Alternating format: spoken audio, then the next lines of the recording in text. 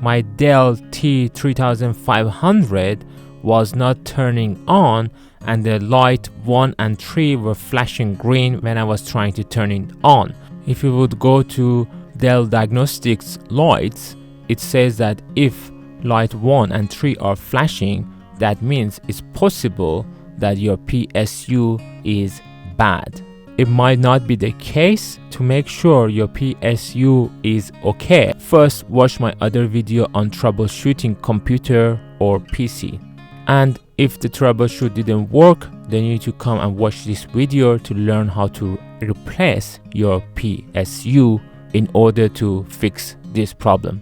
So let's get started. Step number 1 is to remove all the cables from the back of your computer. If you don't have a static wrist, you could touch the back of the computer where there is a metallic case to release any statics from your body.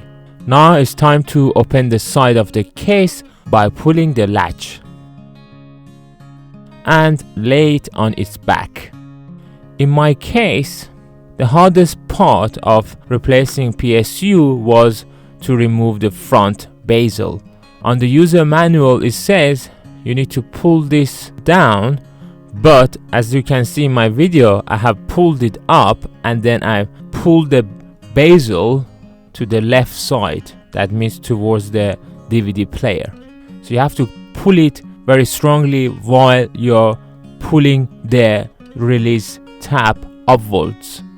The next step is very easy. You need to remove these drives bezels from the front of the case. On the top of the computer, you can see this blue lever. You just need to push it to the right side in order to release the optical drives bezel from the front. Now disconnect the power and data cables from the back of the DVD player.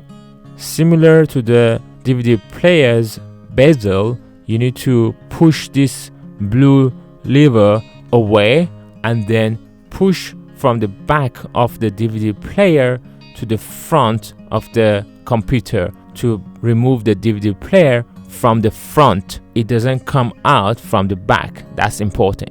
Removing the power supply cable of the PSU is one of the hardest part of this process as well. You need to squeeze the tabs on the top and bottom of this power supply cable and then pull it towards yourself. You have to keep trying, and it's gonna take you some time to be able to remove it. Use good quality Phillips screwdriver to remove these screws from the back of power supply unit. As you can see, I have removed all the 4 screws. There's a tab at the bottom. You need to push it with a screwdriver and then pull the power supply unit towards yourself. Once it's released, you can easily push it from the back to completely remove it. We can now easily take it out by pulling it out from the case. Now is the time to put the new PSU in. This part needs to be at the bottom and this part needs to be obviously at the back. Now simply slide in the PSU. Make sure there is no cable on your way and slide in the PSU. Obviously don't forget to put the 4 screws back in. Connecting the power cable to the back of PSU is much simpler. Just take it and push it in from the back and it will get inserted very easily. Just see how huge is my 1000 watts power supply unit, and I hardly got any space between my DVD player and my power supply unit. But luckily I managed to fit this power supply unit in. Don't forget to put back the DVD player in from the front. Also put the data and power cable of the DVD player back in.